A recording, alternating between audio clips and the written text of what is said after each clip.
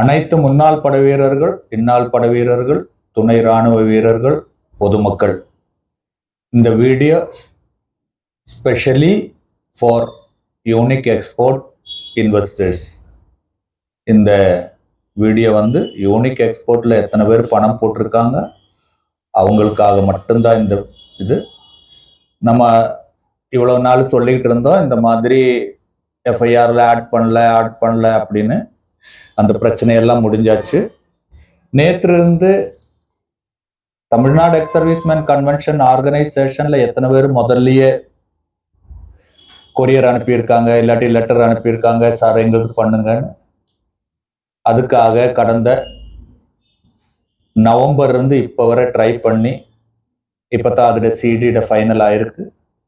நேற்று இருந்து நம்மளோட ரெஜிஸ்ட்ரேஷன் ஸ்டார்ட் ஆயிருக்கு. இப்படின்னு சொல்றேன் பாருங்க. இப்போ ரெஜிஸ்ட்ரேஷன் ஸ்டார்ட் ஆயிருக்கு அப்படின்னா அது எஃப்ஐஆர்ல சேருது நல்ல அர்த்தம். இனி ஒண்ணுமே அந்த எஃப்ஐஆர், அந்த பிரைம் எஃப்ஐஆர் அப்படியே தான் இருக்கும். இப்போ கேஸ் ஷீட் ஸ்டார்ட் ஆகும். 200 பேருக்கு 200 பேருக்கு இல்லாட்டி 150 பேருக்கு அது இன்வெஸ்டிகேஷன் ஆஃபீஸரோட டிபெண்ட் பண்ணுது. அண்ட் கேஸ் ஷீட் ஸ்டார்ட் ஆயிட்டு அந்த 150 200 மொத்தமா போய் கோர்ட்ல சப்மிட் பண்ணுவாங்க. இதுதான் ப்ரொசீஜர்.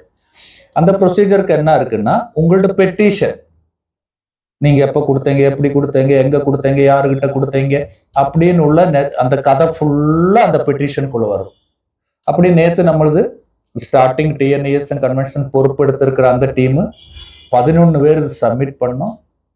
அதுல 5 பேருட பெட்டிஷன்ஸ் கரெக்டா இருந்து நேற்று ரிசீவ் பண்ணிட்டு அவங்களுக்கு ரிசீவ்டு கொடுத்துட்டாங்க. பாக்கி உள்ள ஒரு 6 பேர் என்ன ஆச்சுன்னா, சின்ன மைனர் அந்த பெட்டிஷன்ல ப்ராப்ளம் இருக்கு. அது கரெக்ட் பண்ணி 2வது தான் எடுப்பாங்க.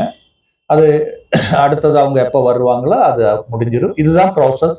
இப்படித்தான் ப்ராசஸ் நடக்கும். அதுக்காக நேற்று ஒரு நியூஸ் பேப்பர் அட்வர்டைஸ்மெண்ட் இருந்தது, அது நான் அப்லோட் பண்ணியிருந்தேன். எத்தனை பேர் பெட்டிஷன் கொடுத்துருக்காங்களோ தனித்தனியா அவங்க எனக்கு ஃபோன் பண்ணி அப்பாயின்மெண்ட் கேட்டு நேரடியாக வரணும். நேரடியா அந்த பெட்டிஷன் நீங்க கொடுத்தது, அது இனிஷியல் அப்ளிகேஷன் ஃபர்ஸ்ட்ல கொடுத்தது, இனிதான் தமிழ்ல பெட்டிஷன் அடிக்கணும். அப்போ இந்த பெட்டிஷன் அடிக்கிறது எத்தனை டைப் இருக்குன்னு பாத்துங்க. நாங்க இப்போ 3 டைப்பா பிரிச்சிருக்கோம். தமிழ்நாடுக்குள்ள இருக்கிறவங்க, தமிழ்நாடை விட்டு வேற ஸ்டேட்ல இருக்கிறவங்க, அது இல்லாத சர்வீஸ்ல இருக்கிறவங்க. யாரா இருந்தாலும் பெட்டிஷனர் பிரசன்ட்லி அங்க இருக்கணும். பெட்டிஷன் கொடுக்கும்போது அவரை முன்னால அந்த இன்வெஸ்டிகேட்டர் ஆபீசர் முன்னால அவர் சைன் போடணும். அதனால பிரசண்டா இருக்கணும். அப்ப என்ன ஆகுது, பட்டாளத்துல சர்வீஸ் இருக்கிறவங்க வர முடியாது அந்த டைம்ல. வேற ஸ்டேட்ல இருக்கிறவங்களுக்கு லாங்குவேஜ் ப்ராப்ளம் வர முடியாது. அப்ப இந்த வேற ஸ்டேட்ல இருக்கிறவங்களும் பட்டாளக்காரர் என்ன பண்ணணும், இந்த ஃபர்ஸ்ட் ஒரு 2 மாசம் அவங்கள ஆட் பண்ண மாட்டோம், அவங்கள தனியா வச்சிருப்போம். ஃபர்ஸ்ட் இந்த 1 மாசம் 1.5 மாசம் ஒன்லி தமிழ்நாட்டுக்குள்ள இருக்கிறவங்களுக்கு மட்டும் ஃபர்ஸ்ட்ல நாங்க பெட்டிஷன் சப்மிட் பண்ணுவோம். அது முடிஞ்சிட்டு அவுட் ஸ்டேட்ல உள்ளதை எடுப்போம். அவுட் ஸ்டேட்ல உள்ளது எப்படி எடுப்போம் அப்படின்னா, அவங்களுக்கு நானே பிசிக்கலா டிரான்ஸ்லேட்டரா போவேங்க. அவங்க கொஸ்டின் கேட்கும்போது அவர்கிட்ட தமிழ்ல மாத்தி பேசி ஹிந்தியில சொல்றதுக்கு, அதே மாதிரி அவரோட பெட்டிஷன் தமிழ்ல பண்ணும்போது நான் படிச்சு காமிச்சு ஹிந்தியில இது பண்றதுக்கு நான் டிரான்ஸ்லேட்டரா போவேன். இது அவுட் ஆஃப் தமிழ்நாடு ஸ்டேட். யாருக்கு தமிழ் தெரியலையோ, எழுதவும் படிக்கவும் தெரியல, அவங்களோட சேனல். இன்னொன்னு ஆர்மியில சர்வீஸ் பண்றவங்க, அவங்களுக்கு என்ன பொசிஷன்.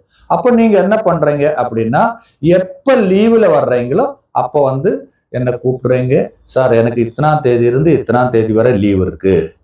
அது 2024 இருக்கலாம், இல்லாட்டி 25 கூட இருக்கலாம். அதை பத்தி சப்ஜெக்ட் கிடையாது. ஏன்னா இது ஒரு லாங் ப்ராசஸ். அப்போ சார் நான் இத்தனாம் தேதி இத்தனாம் தேதி வர்றேன் அப்படின்னு. அப்போ நான் EOW ஈரோட்ல போய், சார் இந்த மாதிரி இருக்கு, இத்தனை பேர் இந்த லீவ்ல வர்றாங்க, எங்களுக்கு இது இன்வெஸ்டிகேட் பண்ணணும் அப்படின்னு அவர்கிட்ட ரிக்வஸ்ட் பண்ணிட்டு அந்த பார்ட்டியோட பெட்டிஷன் ரெடி பண்ணுவோம். இதுதான் இப்ப வரை நாம ஒரு டென்டேட்டிவா போட்டிருக்கிற, ஒரு டெம்பரவரியா போட்டிருக்கிற ஒரு ப்ரோக்ராம். இது பிரகாரம் தான் நடக்கும். அப்போ கொஞ்சம் பேர் சொல்லுவாங்க, சார் வந்துதான் ஆகணுமா. வந்துதான் ஆகணும்னு உள்ளது கண்டிப்பா, அதுக்கு ஒரு மாற்று கருத்தும் இல்லை. அதோட ஃபர்ஸ்ட் நேற்று தான் ஃபர்ஸ்ட். அதுல ஒரு 11 பேர் வந்திருந்தாங்க, தனித்தனி டிஸ்ட்ரிக்ட் வந்திருந்தாங்க. அவரும் உள்ள ஒரு இன்டராக்ஷன் நீங்க இந்த வீடியோ பாருங்க. பணம் வரும் வரும் அப்படின்னு ஒரு 2 வருஷம் நீங்க அப்படி போச்சு. எப்ப நான் இது ரிஸ்க் எடுத்தனோ இப்போ அக்டோபர் 3ஆம் தேதி எடுத்தேன். அன்னையிலிருந்து நிறைய விஷயம் திரும்பி பார்க்க எங்களை வாட்டி திரும்பி வந்தது. திரும்பி வந்து ஃபர்ஸ்ட் எஸ்பி கிட்ட கொடுத்துருக்கோம் 700 அப்ளிகேஷன் எல்லாமே திரும்பி வந்து. ஏன் சொல்றீங்க வருது திரும்பி வருது. இப்படியே நீங்க போக தெரியும் என்னெல்லாம் அது க்ளோஸ் பண்ணி. இவ்வளவு நாள் முடிஞ்சிட்டு நிறைய பேர் நிறைய டைப் சொல்லுவாங்க, இந்த மாதிரி பழனி சார் அதை ஏமாத்துறாரு, நீங்க எல்லாம் வாட்ஸ்அப் பார்த்துருக்கீங்க சரியா. இப்போ எனக்கு அது கான்செப்ட் கிடையாது. எனக்கு கான்செப்ட் என்னன்னா, நான் எக்ஸ் சர்வீஸ்மேன் சர்வீஸ் போயிட்டு மாட்டியிருக்காங்க. அந்த எக்ஸ் சர்வீஸ்மேன்னால நிறைய சிவிலியன் மாட்டியிருக்காங்க. அந்த நம்பிக்கையை பொறுத்து மொத்தத்தில் இவரை காப்பாற்றணும். அதை காப்பாற்றணும் அப்படின்னா ஒரு அண்டர்ஸ்டாண்டிங் பேச்சுவார்த்தைலாம் நடக்காது. நீங்கள் போய் கேட்டால் நவீன் லீடு வச்சிருப்பாங்க, இந்த லீடு சொல்லுவாங்க, அந்த லீடு இந்த லீடு இதுதான் நடக்கும். இப்போ நமக்கு ஒரே ஒரு வழி, முறைப்படி கேட்கறதுக்கு முடியும். கேட்கறதுக்கு பாசிட்டிவ் தான் முடியும். நம்ம கொடுத்தது உண்மைதான், அவன் வாங்குறது உண்மை. இதில் என்ன பிரச்சனை அப்படின்னா, ஒரு மேக்சிமம் 1 கோடி ரூபாய் இருந்தாச்சுன்னா எப்படியாச்சும் செலவாயிடும். அவனை கொடுத்துடலாம், இவரை கொடுத்துடலாம், இல்லாட்டி அமெரிக்கா கொடுத்த போகலாம், எங்கேயாவது எல்லாம் தெரியல. 3000 கோடிலாம் செலவு பண்ண முடியாது. எங்கேயும் இருக்கு. இல்லாட்டி ஒருத்தர் இருக்கு, இல்லாட்டி 9 பேர் இருக்கு, இல்லாட்டி 100 பேர் இருக்கு, இல்லாட்டி மெட்டீரியலா இருக்கு. ஏதோ இடத்துல இருக்கு அப்படின்னு அதை கண்டுபிடிச்சு கவர்மெண்ட்டுக்கு நம்ம தெரிவிக்குவாங்க. அதுக்கு முக்கியமாக வேண்டது கொஞ்சம் பொறுமை, தேவையில்லாத பேச்சு, அங்கே இருக்கிறது எல்லாம் கேட்கக்கூடாது. இப்போதான் ப்ரொசீஜராக நடந்தது. எல்லா வீடியோவும் நான் சொல்லுவேன், இந்த மாதிரி ஒரு சீடி ரெடி ஆகிட்டு இருக்கு, ரெடி ஆகிட்டு வரணும், இது வந்தால் தான் ஆகும். ஒரு சீடி ரெடி ஆகிட்டு வந்தாச்சு, மெயின்டெனன்ஸ் ஒர்க் எல்லாமே முடிஞ்சாச்சு. நேற்று கூட வந்து இன்னைக்கு நியூஸ் பேப்பர்லையும் கூட போட்டு நான் போட்டுருக்கேன், பார்த்துருக்கேன். போட்டு பார்த்துருக்கேன். நானே தான் சொல்லி அது பப்ளிசிட்டி வரணும். இப்போ இங்கே நீங்கள் வந்தாச்சுன்னா நான் வந்து இனிஷியல் சார்ஜ் டாக்குமெண்டேஷன் 2500 இஷ்யூஸ் சொல்லியிருக்கேன். அங்கே போனால் நீங்கள் சிறப்பாக பண்ண வேண்டிய தேவையில்லை. ஆனால் அது எவ்வளோ அடைச்சல் இருக்கும், என்ன இருக்கும் அப்படின்னு அது உங்களுக்கே தெரியும். அது எப்படி நீங்கள் எடுக்கலாம். இங்கே வந்தாச்சுன்னா அதுக்கும் இன்னொன்று நான் சொல்லியிருக்கேன், யாருக்கு கொடுக்க முடியாதோ அவங்க இப்பொழுது கொடுக்க வேண்டாம். ஏன்னா உண்மையிலேயே கொடுக்க முடியாத நிறைய பேர் இருக்காங்க. ஏன்னா அதாவது ஒரு பிஸ்னஸ் பண்ணுறதுக்கு ரிசர்வ் மணி என்கிட்ட அதிகமாக இருக்கிற பணத்துக்கு நம்ம வந்து பிஸ்னஸ் பண்ணலாம். அது பிஸ்னஸ். ஆனால் நீங்கள் முக்கால்வாசி எப்படி பண்ணியிருக்கீங்க அப்படின்னா, இருக்கிறது இல்லாத எல்லாம் வந்து கடன் வச்சு வட்டிக்கு வச்சு வாங்கி கொண்டு போய் போட்டுட்டேன். போனதும் போச்சு, அது இல்லாத இப்போ வட்டியும் கட்டிருக்கு. இதுதான் உங்கள்கிட்ட சொல்லுது. இப்போ பட்டாளக்காராக இருந்ததுன்னா 1 நாள் பென்ஷன் வரும், இல்லாட்டி சம்பளம் வரும். ஏதோ ஒரு விதத்தில் அவங்க சமாளித்துருவாங்க. வேலை இருக்கிறவங்க, கூலி வேலை இருக்கிறவங்க ரொம்ப கஷ்டம். அப்படி உள்ளவங்க இந்த 2500 நான் கேட்பேன், நீங்கள் என்ன பண்ணுறீங்க, ஏது பண்ணுறீங்க அப்படின்னு வாங்க.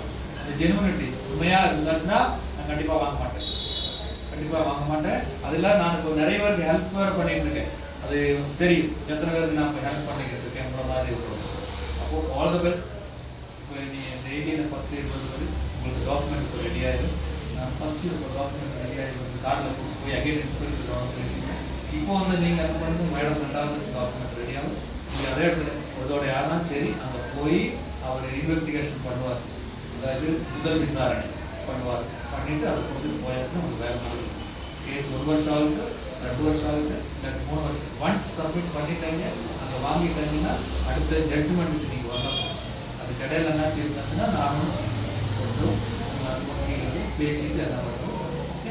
Okay, thank you. வீடியோ பார்த்துட்டீங்க. உங்களோட அந்த நிறைய இஷ்யூஸ் இருக்கு. என்னெல்லாம் இஷ்யூஸ் அப்படின்னா, நிறைய பேருக்கு யூனிக் எக்ஸ்போர்ட் வந்து பாண்டு கொடுத்துருக்காங்க, நிறைய பேருக்கு ஒரு தாமிரபத்திரம் மாதிரி உள்ள சர்டிஃபிகேட் கொடுத்துருக்காங்க, சில பேருக்கு ஐடியோட வந்து பாஸ்வேர்டு கொடுத்துருக்காங்க, சிலருக்கு காசு கொடுத்ததுக்கு ஒண்ணுமே கொடுக்கல. ஒருத்தர்கிட்ட இன்னும் லீடர்கிட்ட கொடுத்த சார் எனக்கு ஒண்ணுமே இது ஒரு ஐடி வரல. அப்படி நிறைய ஒரு காம்ப்ளிகேட்டடான கதை ஃபுல்லா இருக்கு. அப்போ ஒருத்தரோட விஷயமும் தனித்தனியா கேட்டு அந்த பெட்டிஷன் தயார் பண்ண வேண்டியது இருக்கு. அதாவது கிட்டத்தட்ட ஒருத்தருக்கு வந்து ஒரு மணி நேரம் ஸ்பெண்ட் பண்ணி அவருடைய மொத்தம் கதை கேட்க வேண்டியதெல்லாம் இருக்கு. அதனால நீங்க எப்ப எங்கிட்ட ஃபோன் பண்ணிட்டு வர்றீங்களா, உங்களுக்கிட்ட அவைலபிள் டாக்குமெண்ட் எல்லாம் எடுத்துட்டு வரணும். அங்க ஒன்றும் எடுத்துட்டு வச்சுட்டு வராதுங்க, எல்லாம் எடுத்துட்டு வாங்க. பின்ன உங்களுக்கு என்ன டவுட் இருந்தாலும் நீங்க ஃபோன் பண்ணி கேளுங்க, கண்டிப்பா அது சரியாகும். இப்பதான் ப்ராசஸ் ஸ்டார்ட் ஆயிருக்கு. நம்பிக்கை வைங்க, கண்டிப்பா இந்த பணம் திருப்பி வாங்கலாம். அதுக்கடையில இந்த ப்ரொபகேண்டா எல்லாம் நம்ப வேண்டாம். அந்த யூடியூப் இந்த யூடியூப் இதெல்லாம் நம்ப வேண்டாம். யூடியூப் எல்லாம் பெரிய ஒரு மேட்டரே கிடையாது.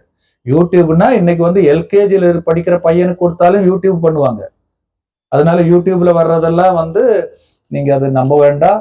யூடியூப்ல ஒருத்தர் ஒரு டைப்பா பேசுவாங்க. உண்மை என்ன நிலவரம் அப்படின்னு நீங்க நேரடியா ஃபோன் பண்ணி, இல்லாட்டி நேரடியா Erode ex servicemen association office, பெரிய ஆபீஸ் இருக்கு, ஆபீஸ்ல வந்து பாருங்க. இப்போதைக்கு இந்த வீடியோ அவ்வளவுதான். Thank you very much. Vande Mataram.